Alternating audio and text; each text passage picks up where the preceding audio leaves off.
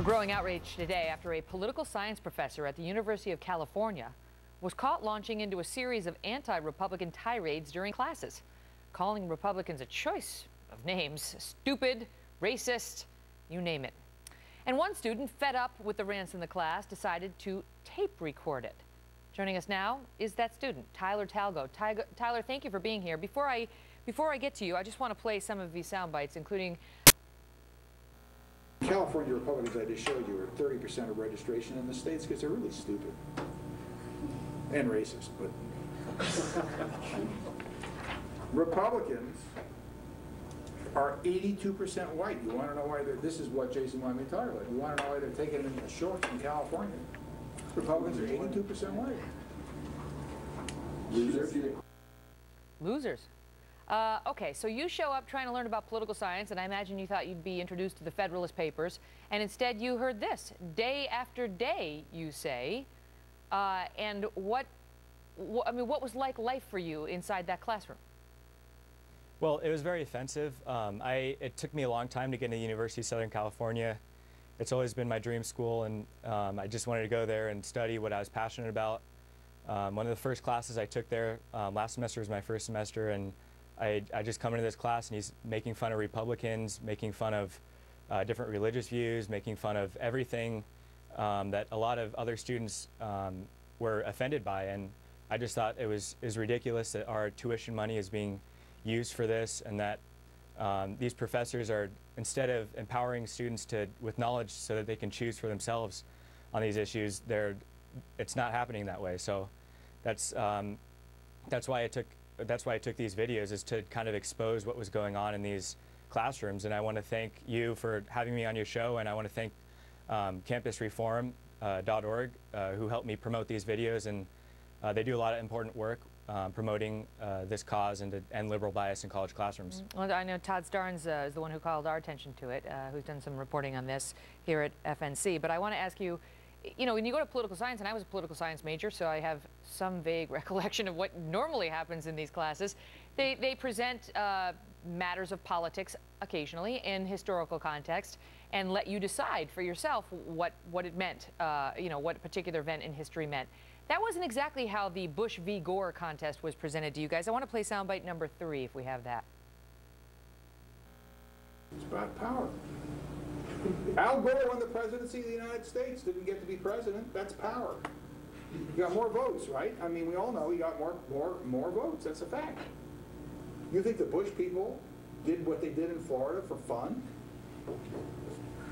The presidency of the United States was at stake. There are tens of thousands of people who are now dead because George Bush, even though he got fewer votes, became the president of the United States. That's a fact. Does anybody challenge him on this stuff, Tyler? No, well, it's kind of hard because there were not that many conservatives or Republicans in the class, and after you go into class and he's just making fun of what you believe and he's just completely denigrating you, completely being unfair, it's kind of hard to speak up against him, because I think a lot of students are intimidated and they don't want their grades to be retaliated against. And I think that's really one of the reasons why just speaking up against your professors and debating what they say and refuting them, it doesn't really work, because it doesn't really change anything. The power imbalance is too pronounced, in other words. And I know you waited until the semester was over before you did this. Now, you were tape recording him with like a button on your lapel. Have you looked into whether that is lawful? We've been talking a lot about secret recordings lately, and some states are two-party consent. Both parties to the taping need to consent, and some parties are only one. Yes, I've been working with a lawyer on this before I did any of this, and he informed me that this isn't against school policy, and this is not against California law either. And we decided that this was something that was worth exposing, because this was he shouldn't be doing this, and this is something that's worth being exposed. Well, now he may be threatening you. I mean, he came out, he spoke to Fox News, and he said he has no regrets about what he said. He claims he would have said all of this even if he had known that you were recording him. He's a Democratic operative. He's been advising Democratic candidates in California for years, which is fine, but you know, you're not generally supposed to bring that bias into the classroom. And yet he then says to Fox News that you may have violated the student code of conduct by secretly taping him. Do you Not true. expect any retribution? I mean, are you concerned that your professor now is going to try to do something to you? I'm not really concerned. I don't think this is about me. I don't think that I don't think he can retaliate against me. All I did was expose what he said. So if he really wants to stand by what he said, then he can. I mean, that's on him. It's not my fault for what he said, and I'm completely confident in what I did, and I don't regret what I did, because I think this is a really important cause, and I really hope that this inspires students around America to do the same. We're going to lose you to a satellite window in 30 seconds, but I want to ask you quickly whether you've taken this up the line at the university.